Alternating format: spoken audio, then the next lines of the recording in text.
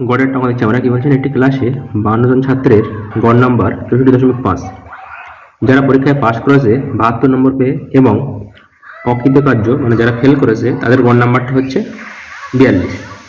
তাহলে কতজন ছাত্র পরীক্ষায় পাশ করেছিল? 13 জন, 39 জন, 41 জন না 35 জন? ঠিক আছে, তা এই অঙ্কটা হতে পারে কতজন ছাত্র পরীক্ষায় পাশ করেছিল, আর আরেকটা হতে পারে যে কতজন ছাত্র অকৃতকার্য মানে ফেল করেছিল। দুটোই অঙ্ক শিখবো একটা থেকে।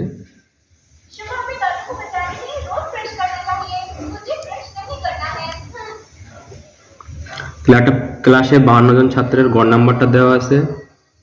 যারা পাস করেছে তাদের গড় নাম্বারটা হচ্ছে 72, যারা ফেল করেছে তাদের গড় নাম্বারটা হচ্ছে 42।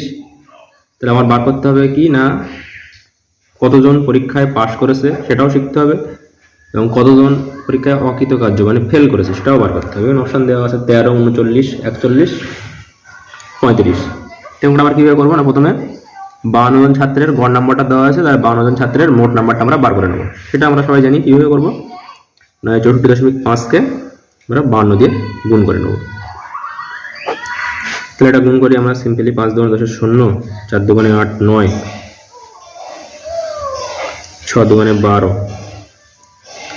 5 5 25 5, 4 5 20, 22 2, 5 6 30, 32। এটা যোগ করলে হচ্ছে 9, এটা হচ্ছে আমাদের 9 এর পাশে 14, সেটা 5 3 3, একটার পরে দশমিক ছিল, বাঁ দিক থেকে একটার পরে দশমিক দিলে আমাদের হচ্ছে কত 3354। এটা হচ্ছে আমাদের কি না গড় নাম্বার। মোট নাম্বার দেওয়া আছে 52 জনের, মোট নাম্বারটা হচ্ছে এটা 3354। এবার আমরা কি করছি না, সাপোজ আমরা ধরে নিচ্ছি যে সবাই পাস করেছে, তো সবাই 72 করে পেয়েছে গড়ে। তো সেক্ষেত্রে কি হবে না, এই 72 ইন্টু 52 হবে টোটাল নাম্বারটা। তো সেক্ষেত্রে কত হবে আমরা হিসেব করে দেখবো। এটা 4 7 2 14, 5 2 10 0, 5 7 35, 36। তাহলে এই গুণটা করলে কত হচ্ছে 4 4 7 3। তাহলে টোটাল নাম্বারটা বেশি হচ্ছে, তাহলে এটার থেকে আমি এবার এটা বাদ দিয়ে দেবো। ঠিক আছে, 3 3 5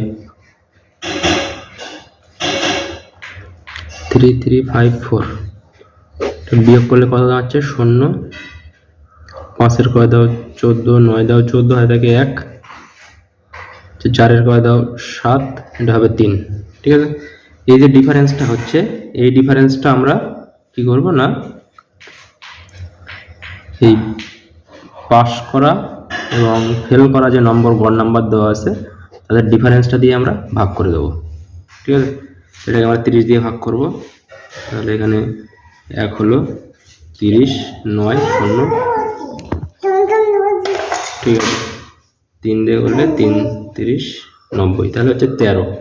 এই 13 জন আমরা কি পাবো না, ফেল করা ছাত্রের সংখ্যা আমরা পেয়ে যাবো কজন না 13 জন। কারণ আমরা ধরে নিয়েছিলাম সবাই পাস করেছে। ঠিক আছে, যদি আমরা ধরে নিতাম সবাই ফেল করেছে তখন আমরা এই 42 দিয়ে 52 গুণ করতাম। ঠিক আছে, যে অ্যান্সারটা পেতাম তখন আমরা কম পাতাম, তো এটার থেকে আমরা এটা মাইনাস করে দিতাম।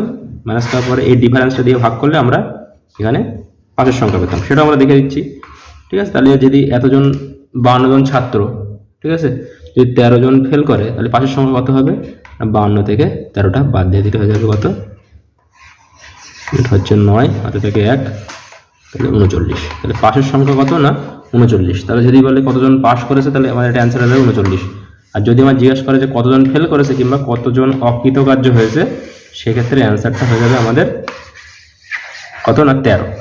এবার যদি আমি অন্যভাবে করি, প্রথম আমরা কি করবো না, এই 44.5কে 52 দিয়ে গুণ করে এটা হবে। তাহলে 52 জন ছাত্রের গড় নাম্বারটা দেওয়া ছিল, সেখান থেকে আমরা মোট নাম্বারটা বার করেছি। আমরা ধরে নিয়েছি যে সবাই ফেল করেছে, তাহলে প্রত্যেকের নাম্বার 42, তাহলে 42-এর সঙ্গে আমি 52 গুণ করে এটা পাচ্ছি, তাহলে কম নাম্বার পাচ্ছি, এটাতে আমি বিয়োগ করে দেবো। 3 3 5 4, সেখান থেকে 2 1 8 4, এটা বিয়োগ করে যদি আমি এই ডিফারেন্সটা দিয়ে ভাগ করি 30 দিয়ে, তাহলে আমি পাস করার সংখ্যা পেয়ে যাবো। ঠিক আছে, 8 করে দাও 15, 7 দাও 15, হাতে থাকে 1, তাহলে আমার হচ্ছে কত 2, 2 এর করে দাও 3, 1, এখানে আবার 1 হচ্ছে।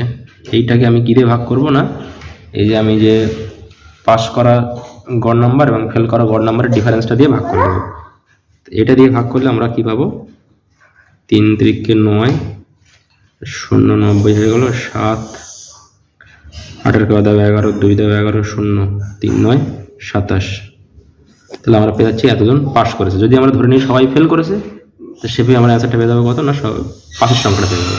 আর যদি আমরা যদি সবাই পাস করেছে, সেক্ষেত্রে আমরা ফেলের নাম্বার পেয়ে যাবো। তাহলে পাস করেছে পেয়ে যাচ্ছে, এখান থেকে 52 থেকে 39 বাদ দিয়ে আমরা পেয়ে যাবো 13 জন ফেল করেছে। ঠিক আছে, তাহলে এই অঙ্কটা এরকম ধরনের অঙ্ক করলে আমরা পারবো অবশ্যই।